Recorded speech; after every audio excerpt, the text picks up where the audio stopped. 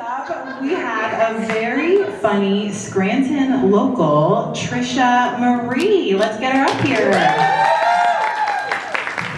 Hello, thank you guys. Woo! That's the energy I need because I can't see anyone.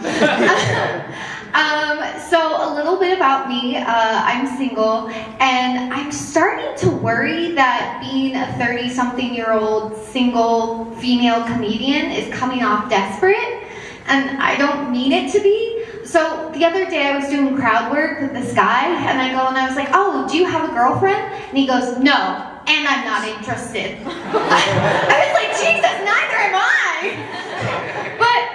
But wait, you're not interested, so maybe I am. You know, women love a chase, all right?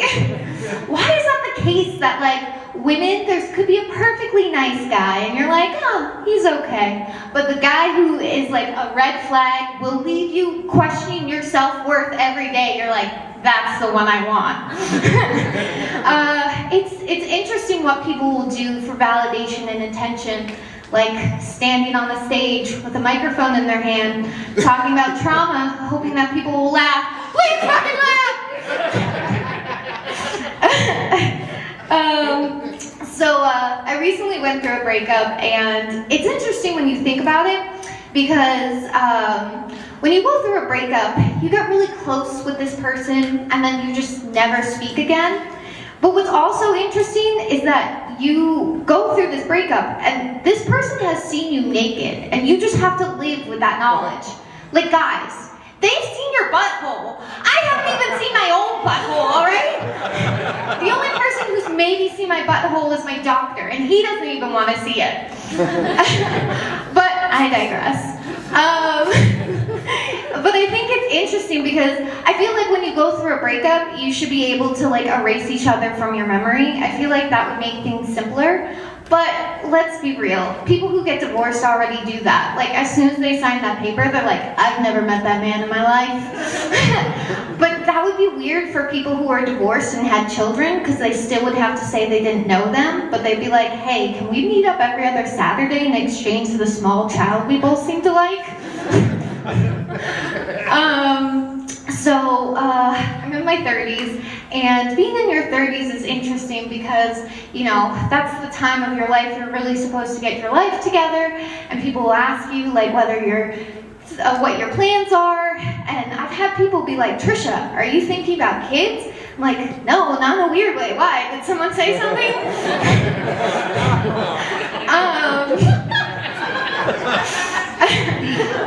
But I think it's funny.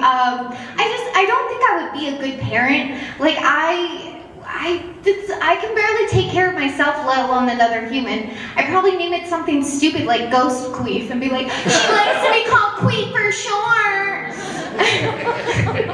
But let's be real, kids can just be assholes. They can. So I'll give you an example. I used to work at a daycare, and one of my favorites came up to me during circle time. Now, before anyone says anything, I know I shouldn't have favorites, but I did. And it was not because she was the most well-behaved, it was because she was ugly. As soon as I saw her, I was like, I have to protect this uggo at all costs. But she came up to me during circle time, and she looks at me and she goes, Miss Trisha, there's a baby in there, and points at my stomach. And I go, oh, no, there's not. She grabs my stomach fat and then goes, well, then what's this? I said, stop touching people and go play. But what I really wanted to say was, listen here, big head Betty, nobody's talking about your 5-finger forehead, so shut the fuck up.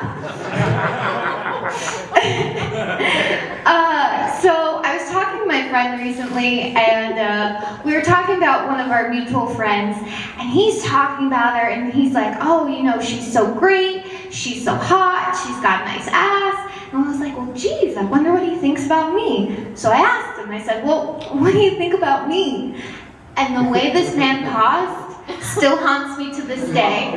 He said, oh, you have a great personality. I said, no, that's what you call ugly girls. I'm hot and funny. I'm at least a 10 at Walmart, guys. I like to think about what that scale would be a 10 at Walmart. So basically, I'd say I'm like a 6, no makeup, you'd talk to me because no one was around. 8 with makeup, you'd buy me a drink. At Walmart, I'm a fucking 10, I'm a supermodel. It's just science, guys.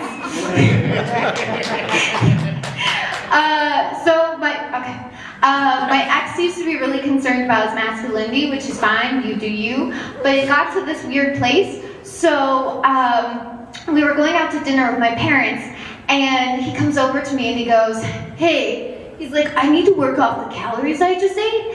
And before I could say anything, he started doing push-ups in the middle of a parking lot. And I'm not talking little push-ups. I'm talking nose and gravel hand clapping push-ups. And I was like, what do I do? And you know when you're in one of those situations where you look around to see if other people can see what you're seeing? I knew I was the only person in the parking lot. I still looked around.